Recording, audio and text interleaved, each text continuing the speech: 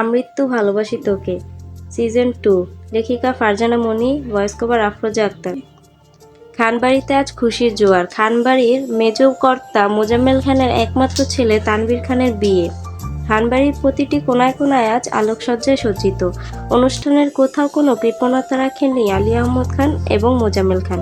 বাড়িতে বিয়ের আমেজ, কিন্তু বাড়ির বড় ছেলে সাজ্জাদুল খান আবিরের কোনো খবর নাই। তার ফোনটাও বন্ধ সকাল থেকে। মেঘ বারবার আবিরকে কল দিচ্ছে, কিন্তু মেঘ কোনো খবর নেই আবিরের। রুমের মাঝেই পায়চারি করছে মেঘ। কয়েকটা দিন ধরে মেঘের শরীরটা ভালো নেই। আবিরকে তা জানানো হয়নি। আবির খুবই ভালোবাসে মেঘকে।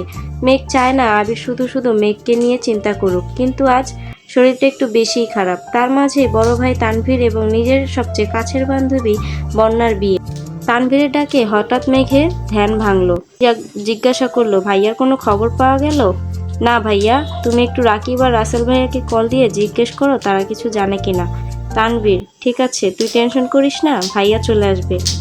মেঘ বলল, মেঘ ব্যালকনির কাছে গেল, নিচের দিকে তাকিয়ে আবিরের আসার অপেক্ষা করছে। হঠাৎ পূর্বের কিছু কথা মনে পড়তেই মেঘ একা একা হাসতে থাকলো আর বলল, আমি মাহাদিবা খান মেঘ, মোজাম্মেল খানের একমাত্র রাজকন্যা, তানভীর খানের একমাত্র চোখের মণি। এই ব্যালকনিতে দাঁড়িয়ে কতই না রাত জেগেছি আমার আবির ভাইয়ের জন্য।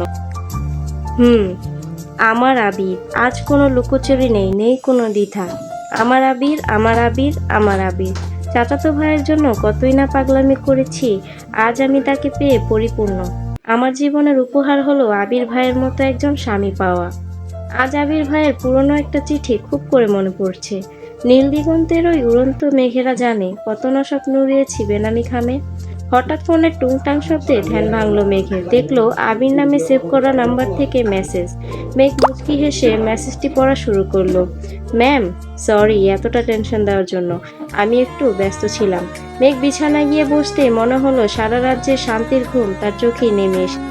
আজকে শরীরটা বড্ড বেশি দুর্বল, তাই রুমে গিয়ে বসতেই চোখে ঘুম নেমে আসে। বিছানায় শুয়ে মেঘ ঘুমিয়ে পড়ে। দিকে হঠাৎ ফোনের টুংটাং শব্দে ফোনটা হাতে নিল বন্যা। মনে মনে আওড়ালো, আমার ভিলেন। বন্যা, হ্যালো। তানভীর বলল, নীল দিগন্তে নীলাঞ্জনা, চোখ দুটো টানা টানা, কপালের ওই টিপ যেন জোনাকির ওই দ্বীপ। তোমার প্রেমে আমি পড়েছি, তুমি করো না মানা। বন্যা বলল, এই ভিলেন, আজ বড্ড শখ জেগেছে বুঝি? তানভীর বলল, একটু হলে তো দোষ নেই কোথাও। 91% ভিলেন আর 49% হিরো হলেই চলবে।